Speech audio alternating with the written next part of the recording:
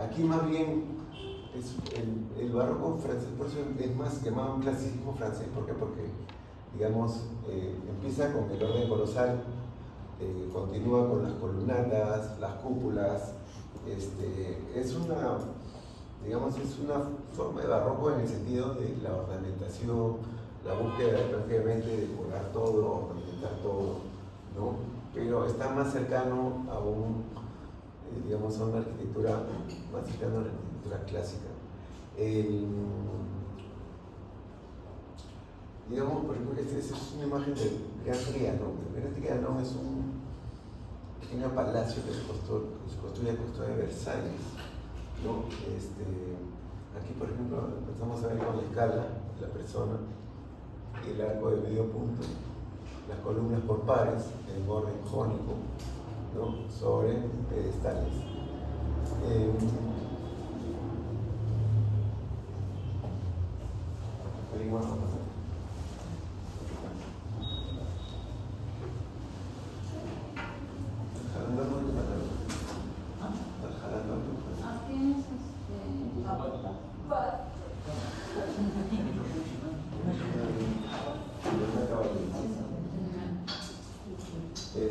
Entonces,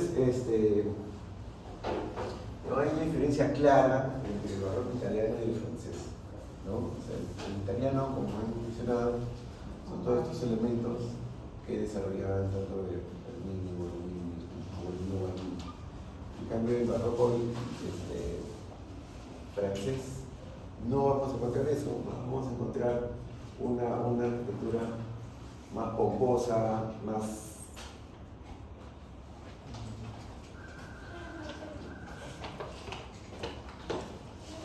de una mayor escala. Como hemos visto también en la clase anterior, a diferencia del barroco italiano, que básicamente va a ser la iglesia, el barroco francés va a ser la monarquía, ¿no? En ese sentido, esa idea de seguir la monarquía se va a quedar en su larga en una arquitectura pues monumental, pomposa, ¿no? Digamos,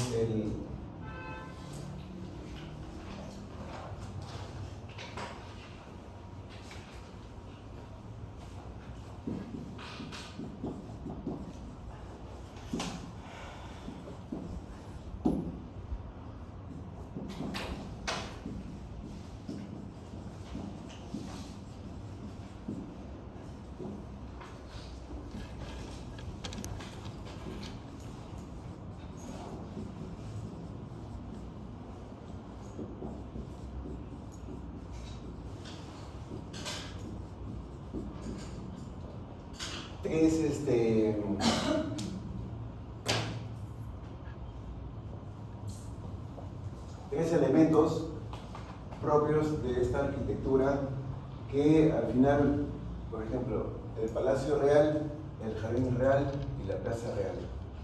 El Palacio Real con su jardín van a terminar siendo, digamos, un ejemplo o un prototipo de palacio para las monarquías de Europa, ¿no? O sea, las monarquías de Europa van a pedir también su palacio tipo Versalles, su jardín muy inmenso, propio, digamos, de el inicio de este desarrollo del clasicismo francés. Sumado a eso, digamos, ya desde un lado más urbano, tenemos la aparición de la Plaza Real. La Plaza Real es digamos, inicia pues un prototipo modelo de plaza que incluso va a llegar a nosotros. Bueno, vamos a ver luego un poquito más. En este caso lo que vemos es la Plaza de la Vendôme.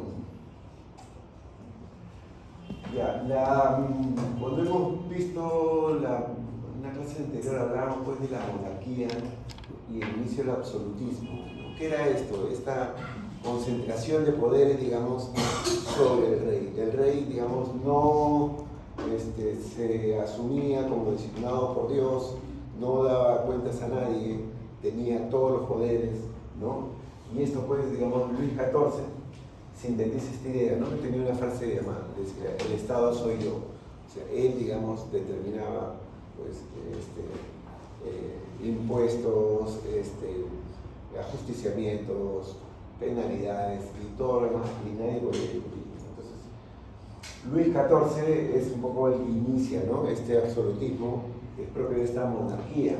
Entonces el rey, digamos, tenía autoridad para decidir, ¿no? Entonces, el rey, digamos, no se confiaba mucho de su corte y ¿qué hace? Traslada toda su corte a Versalles, ¿no? Versalles está como a 20 kilómetros de París. Saca todo de toda la corte y los lleva, todos bajo su control y dominio, digamos, ¿no?, de forma tal que no pudieran, pues, complotar contra él, digamos, ¿no?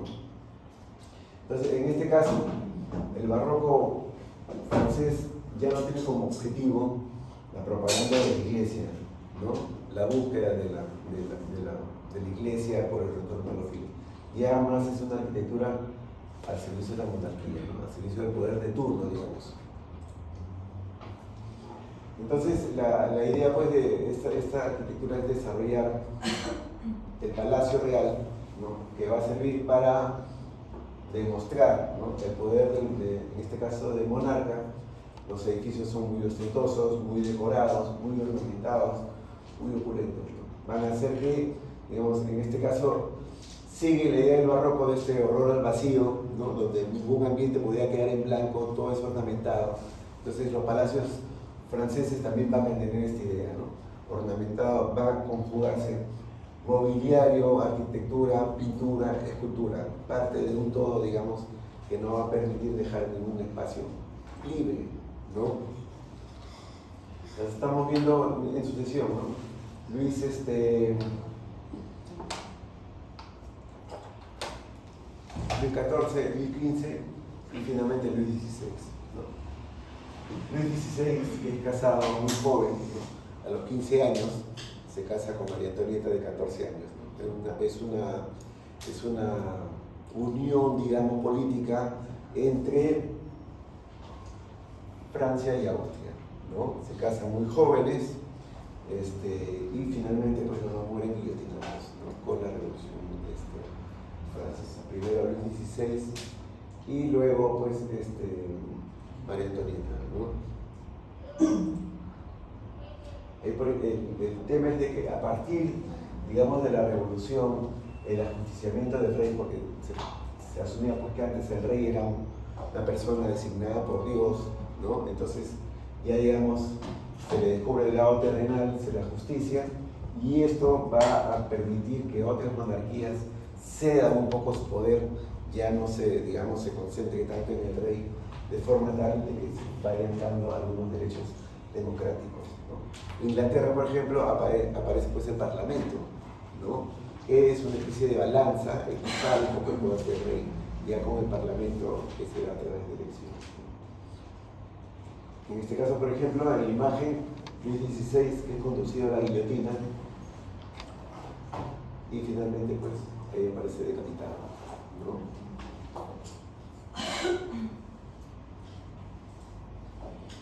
Ya, entonces lo que comentábamos, ¿no?, en los espacios interiores es donde se ve esta idea de la conducta. Prácticamente no se deja un espacio blanco. Mobiliario, zócalos decorados. El pan de oro es el color, digamos, predominante de la ornamentación. Los tapices, las pinturas. Entonces vemos escultura, pintura, arquitectura misma, ¿no? Obviamente todo se decora, todo es parte de la composición. Entonces, los ratones en pan de oro, el pan de oro que es casi predominante, y se va acompañado, pues, con frescos en las cúpulas, pinturas, ¿no?, retratos. Ven ahí también el trabajo del vidrio, de las arañas. Entonces, digamos, esta arquitectura es barroca en el sentido de no dejar ningún espacio libre, ¿no? En ese sentido es barroca, digamos, de la ostentación, de la ornamentación, ¿no? No es barroca en el sentido italiano, ¿no?, de las, como hemos comentado, ¿no?, de los elementos cortados. Otro punto importante en esta parte de la arquitectura del clasicismo francés es el jardín, ¿no? El jardín real. A partir de que se inicia en este periodo, esta idea del jardín, pues le da una mayor escala, digamos, cuando uno ingresa, ¿no?, al palacio. Entonces, esta amplitud de jardines trabajados, por, como vemos, de forma regular, se acompaña con senderos, con piletas, ¿no? En Versalles, por ejemplo, se encendían las piletas cuando pasaba por ahí el rey. Entonces era un poco, pues, en este caso, el propietario, ¿no?, de este palacio marcaba un poco su jerarquía, su importancia a través de la extensión de su jardín, ¿no? Uno de los primeros arquitectos en adoptar este estilo barroco francés es Salomón de Brossé. Él hace este palacio de Luxemburgo, que podríamos pensar que es el proyecto que inicia, ¿no?, este periodo del clasicismo francés. Brossé hace un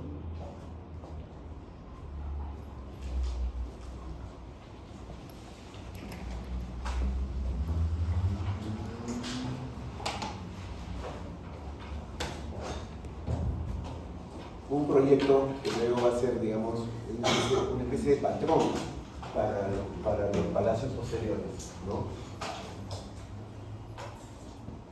Aquí un detalle. Se alcanzan a ver el fuste de la columna, ¿no? En el siglo XVII se funda una serie de academias en París, ¿no? Una de ellas es la Academia de Arquitectura, la Academia Royal, la Academia Real de Arquitectura. Lo que buscan es generar una propia teoría de la arquitectura francesa y están en la búsqueda del orden francés, ¿no? Los franceses decían que así como los italianos habían creado el orden compuesto, ellos también podían crear su propio orden. Entonces los arquitectos empiezan a desarrollar una serie de variantes con respecto, por ejemplo, a los fustes, ¿no? Entonces se alcanzan a ver, este fuste de columna tiene pues tambores ortogonales y redondos, ¿no? Una libertad, digamos, que se toma Salomón de Brossé en estas columnas pareadas, ¿no? Ahora, se menciona ahí de que el palacio establece un nuevo patrón, ¿no? Aparece este esquema de palacio francés con dos salientes anotados, ¿no? Dos volúmenes que sobresalen y que generan este espacio en la parte central. Digamos, dentro de este esquema está el Palacio de Gobierno, ¿no?, que está en la Plaza de Armas, ¿no? Un cuerpo central y dos salientes. Eso genera un patio o una pequeña entrante que marca, digamos. Ahora, la regularidad, digamos, en la composición está marcada, ¿no? Estos son los dos volúmenes que sobresalen. Este es el cuerpo central. Hay un eje de simetría que, como vemos, marca exactamente los dos lados, ¿no? En la parte central aparece también este caso de las columnas, como vemos, de fuste cilíndrico, a diferencia del cuerpo superior, del segundo cuerpo que tiene estos tambores, ¿no?, cilíndricos y ortogonales. Remate en la parte superior con este arco rebajado. Otro elemento que aparece también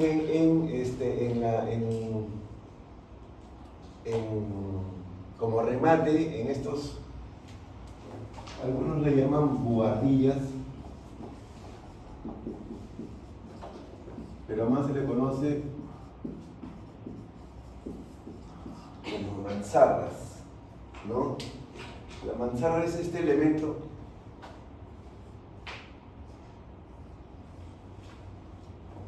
que sobresale, ¿no? Una especie de pirámide trunca o un elemento trapezoidal. Esta es la que aparece acá, ¿no?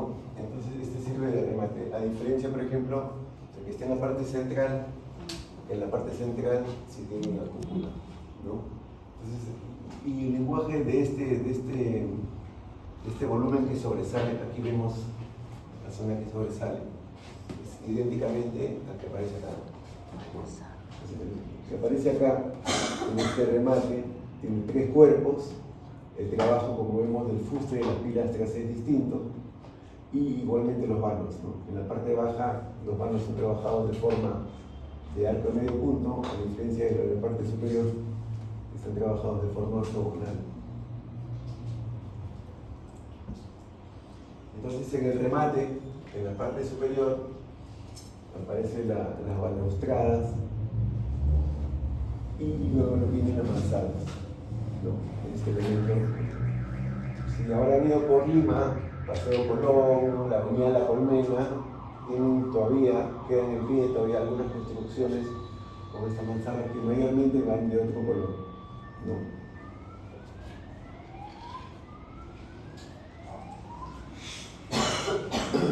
Este es otro palacio de Maison Lafitte, de Mansart, François Mansart, ¿no? Entonces, aquí, por ejemplo,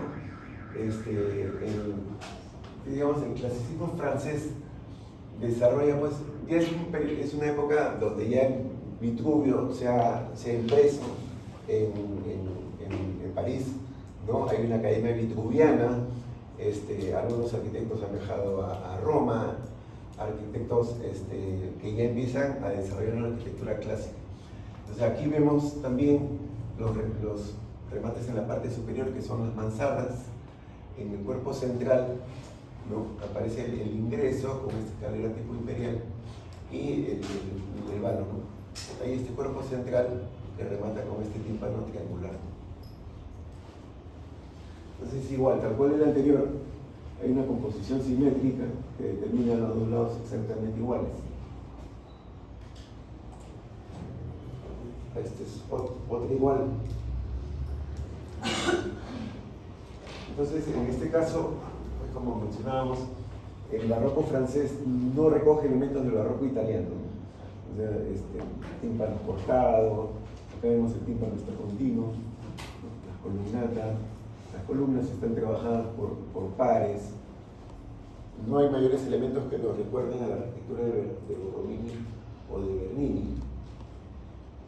Este es otro castillo, en este caso de Louis Le Bon. Louis Le Bon luego va a ser el arquitecto del rey. En este caso, este palacio, vemos ahí, tiene el cuerpo central, ¿no? Rematado con esta gran columna, y a los lados tiene la mansarda. Se nota claramente un poco la diferencia por la textura y el color que se maneja entre la edificación misma y los remates. Si bien esto está acompañado de 2 salas laterales, ¿no? Y los jardines. Los jardines se organizan a partir de senderos, estanques de agua, piletas, ¿no? Que van generando pues, caminos, senderos, y que ya se integran, ¿no? Entonces, con el tiempo, digamos, los 2 volúmenes que sobresalen un poco y el ingreso se integra lo axial, ¿no? La gran cúpula que vemos es la que aparece sobre este salón, que es el salón principal, ¿no? Hay una pequeña capilla, la zona de acá. Bueno, y acá hay otros ambientes, ¿no? Por ejemplo, este es el departamento de la señora Fouquet, del 1 al 3, un pequeño apartamento que incluye la antecámara, la cámara y el gabinete, ¿no? El ingreso entonces es central y los 2 volúmenes que sobresalen son los que hemos visto que tienen las mansardas en la parte superior, ¿no? Esta es una primera etapa del castillo, en este caso el primer nivel. Ya se ven, ¿no? Vemos un poco la amplitud del jardín, ¿no? Jardín pues muy extenso, ¿no? Que da pues un poco la escala necesaria para el cuerpo central. Como vemos a los lados, tiene estanques de agua y a las laterales para visitas, zonas de servicios.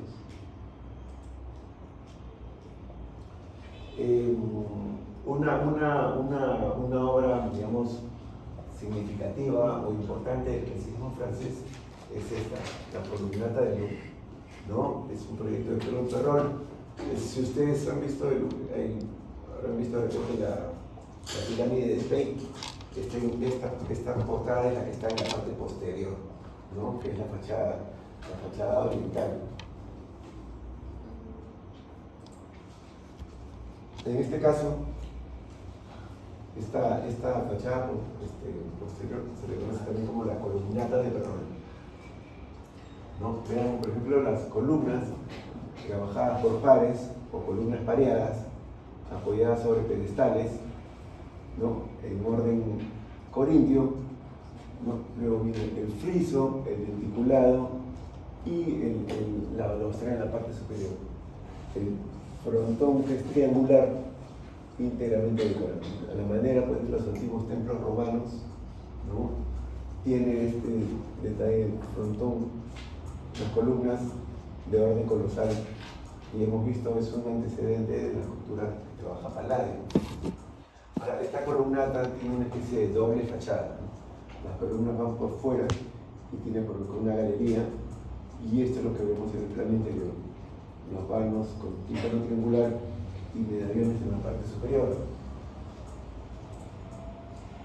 Entonces, así como lo vemos a nivel del peatón, en la parte baja, básicamente son vanos, con arcos de medio punto. La columnata, en un primer plano, y en un segundo plano, los vanos, que están en la parte posterior. Este es el cuerpo central, digamos, marcado por el tímpano, las columnas pareadas y el arco de medio punto que marca el ingreso. Se alcanzan a ver a los lados, tiene un manejo distinto con respecto al cuerpo central.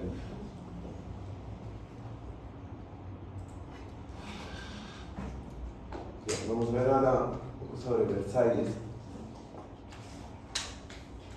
Mencionábamos que Versalles está como a unos 20 kilómetros de París.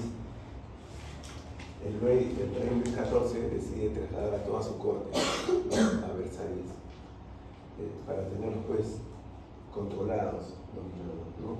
Entonces salen todos de París y se trasladan a esta zona. Este es, digamos, posiblemente el proyecto más importante del barroco francés, es el Palacio de Versalles. Es un esquema del palacio que también luego trata de ser replicado. Era inicialmente un pabellón de casa, una especie de pequeño lugar de fin de semana, y que luego se fue ampliando hasta tener las dimensiones que actualmente conocemos, ¿no? Lo que vemos acá, por ejemplo, es el interior de la capilla, trabajado también en orden corintio, con los fustes quedados de las columnas, ¿no? El friso, el denticulado, y luego la parte superior íntegramente pintada con frescos.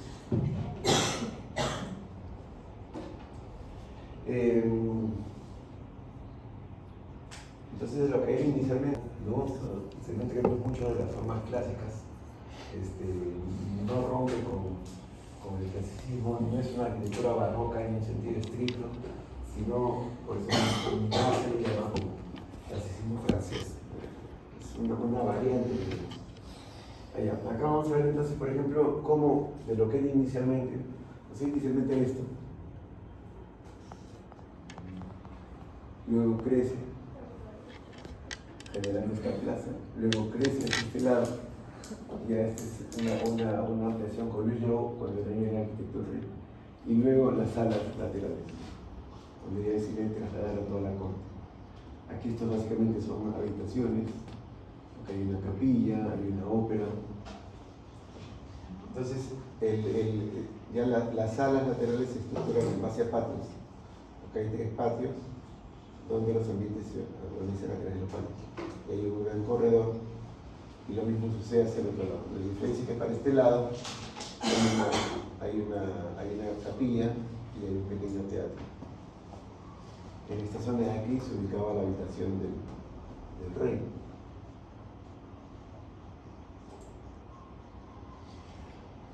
Ya, entonces, bueno, esta es una imagen invertida, la que acabamos de ver hace poco. En esta zona, esto de acá era primeramente una terraza, luego se cubre y se crea acá el Salón de los Espejos. Acá se firma luego el Tratado de Versalles, que pone fin a la Primera Guerra Mundial. Estas son las habitaciones del rey, ¿no? Y luego, como les mencionaba, acá hay una capilla y acá hay un pequeño teatro. las habitaciones están estructuradas en pasillos patios. Y bueno, están ubicadas alrededor. Este es el ingreso. Acá vemos, tal cual veíamos la imagen anterior del Gran Trianon, las columnas con los fuses decorados, ¿no? En este caso, mencionábamos al inicio también la incorporación del hierro forjado, en este caso con estas platinas de color dorado, es parte ya de este periodo de la arquitectura del clasicismo francés. En la parte superior los vanos, que son con arcos de medio punto, a diferencia de la parte baja, que son trabajados de forma ortogonal. Ahí vemos el detalle, por ejemplo, de los capiteles, la zona del entablamento, el friso, la cornisa, las esculturas que van en la parte superior. Una serie pues, de elementos ornamentales y decorativos, ¿no?, que hacían pues, este palacio el ideal, ¿no?, del palacio para las monarquías francesas. Entonces, de lo que inicialmente empieza en esta zona, luego se fue ampliando, luego acá, y luego finalmente a las dos salas laterales, ¿no? Ahora esto se acompañaba pues, con unos jardines que eran muy inmensos, con juegos de agua, paseos, estanques de agua, ¿no?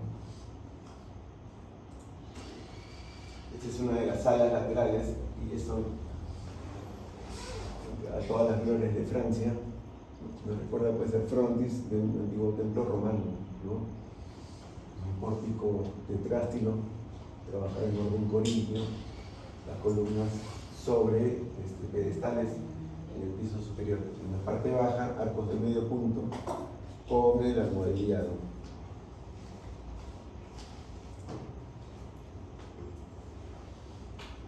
Posiblemente el salón más importante del Palacio de Versalles sea el Salón de los Espejos, ¿no? El Salón de los Espejos, pues, es, digamos, la idea del barroco, ¿no? Todo íntegramente decorado. Espejos, esculturas, mobiliario, la cúpula, como ven, íntegramente pintada, con frescos, las luminarias. Esto inicialmente era una terraza sin techar, luego ya se cubre y se genera este salón, llamamos Salón de los Espejos, que simboliza pues un poco donde recibía el rey a sus visitantes y marca pues un poco, o denota, ¿no?, la importancia, la riqueza, el poder del monarca, ¿no?, en este caso. Pero bueno, acá por ejemplo algunos ambientes interiores, igual, ¿no? Los zócalos decorados, el papel tapiz, el mobiliario, parte de toda esta ornamentación decorada, ¿no? La habitación del rey.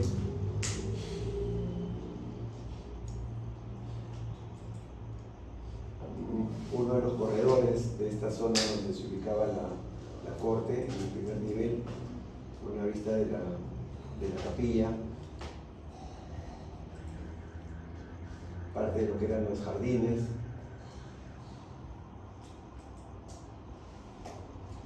Ya, otro tema, por ejemplo, dentro de las innovaciones de la arquitectura de este periodo, esta es la iglesia de la Sorbona con esta cúpula,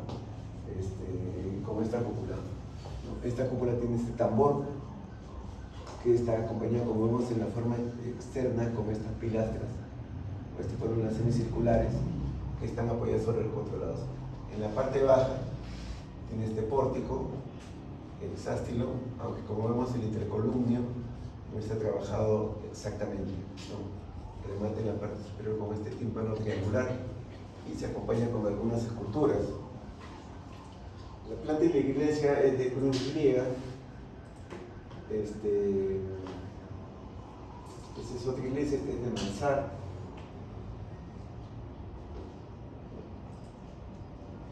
Y al interior hay una especie de pequeño baldaquino que aparece en las columnas salomónicas, tal cual en el baldaquino de Bernini.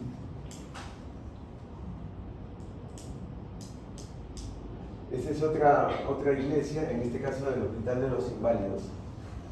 Vemos como el primer cuerpo, ¿no?, que es este, en esta columna, el segundo cuerpo tiene otro diseño, y ya el arranque del tambor en la parte superior, ¿no? Y finalmente la cúpula con estos detalles y la linterna con estos detalles en planchas acabadas en pan de oro, ¿no?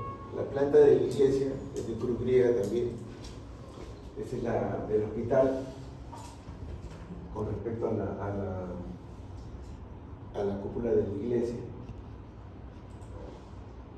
Esa es la planta, como vemos, de forma circular, casi cruz griega, con una serie de capillas a los lados.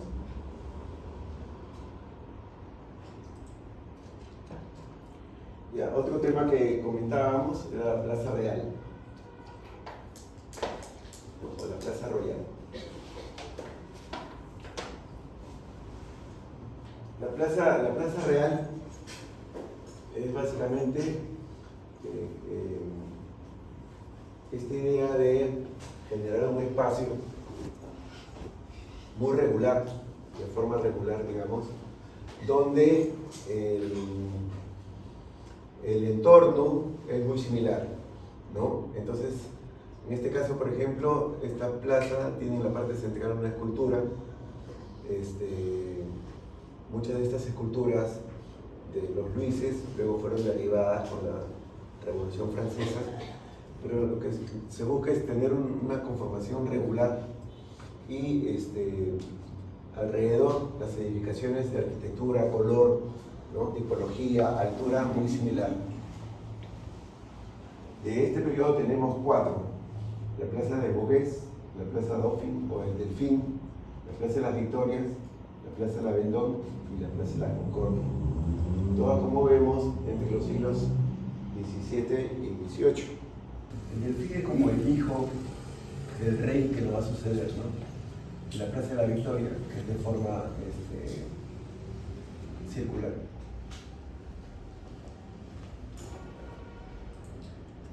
En este caso, por ejemplo, empezamos con esta, siglo XVII, la Plaza de Beauvais, ¿no?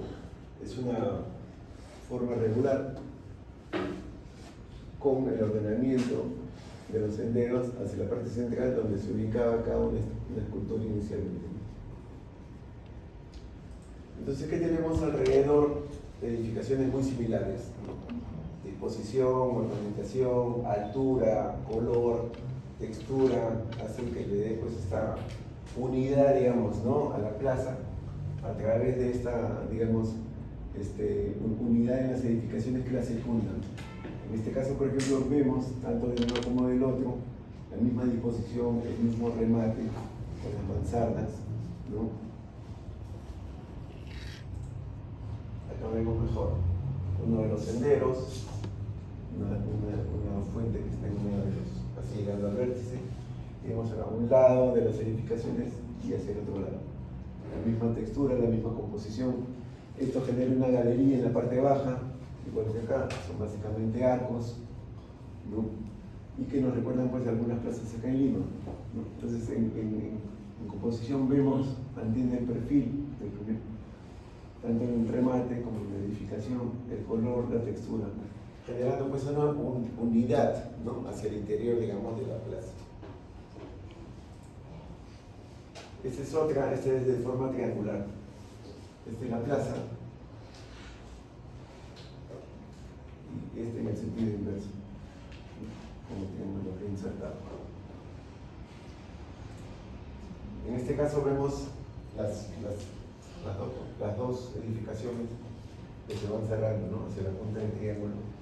Aquí no son necesariamente iguales, no, pero sí vemos, mantienen cierta regularidad en la altura, en los colores, no son exactamente tal cual. Eso vemos en la parte de abajo, el manejo es distinto, pero genera esta unidad, ¿no? Igualmente tenía al centro una escultura, una estatua del rey, que durante la Revolución Francesa fue retirada. Este es otro esquema de plaza, la Plaza de la Victoria. En este caso, es una de forma circular, donde en el centro tenemos igual una escultura. Aquí sí encontramos esta regularidad, ¿no?, entre la volumetría, el perfil urbano, el detalle de los arcos en la parte baja, los bancos también, ¿no? O sea, le genera una unidad espacial, ¿no?, dentro de este esquema circular. Dice la Plaza Vendôme. Toma el nombre a partir de esta columna, ¿no?, la columna Vendôme. En este caso vimos es una planta de forma cuadrada con ochavos en los lados. Este es el ochavo, por ejemplo, de uno de los lados.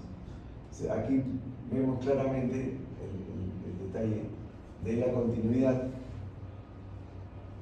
de los arcos, de los vanos en la parte superior con las pilastras. Hacia los extremos, en la parte central, tenemos estos pórticos con el tímpano en la parte superior y el remate de la parte superior, que es muy lineal, generando esta unidad en este espacio. En la parte central de todo este cuadrado, de esta plaza, como mucho más grande, está esta columna. Esta es una columna de gran altura que, digamos, aparece aquí en la parte central.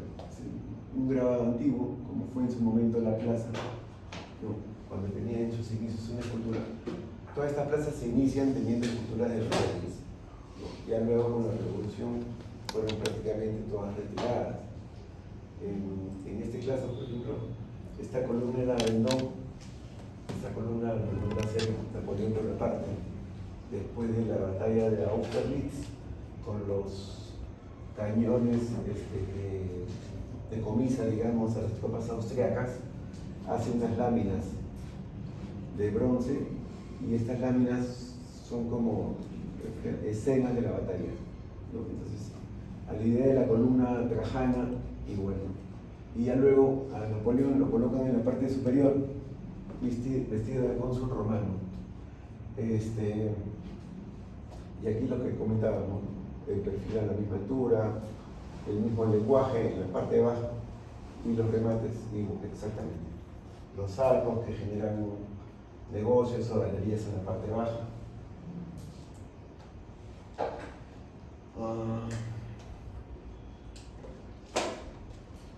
Una columna pues de 45 metros.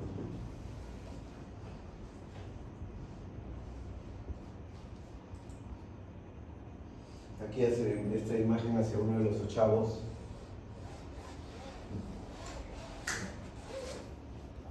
En la parte baja, arcos de medio punto, amobiliado, y el tímpano triangular con las columnas de doble altura, ¿no? Y esto, por ejemplo, se replica acá, pero ya en nuestro caso en el siglo XX, ¿no? Por ejemplo, este es la Plaza 2 de Mayo, que es más o menos de 1920 y tantos. La Plaza 2 de Mayo pues tiene este esquema radial, ¿no?, con una columna y una escultura en la parte superior, la escultura en la victoria, ¿no?, del combate del 2 de Mayo. Las edificaciones, bueno, la imagen blanco y negro no ha ido mucho, pero las edificaciones, como vemos, todas son exactamente iguales. Es un proyecto del arquitecto Richard Malakowski. En altura, en color, en remate, tiene también la idea de la mansarda en la parte superior, ¿no?, dándole pues esta unidad, ¿no?, a la plaza.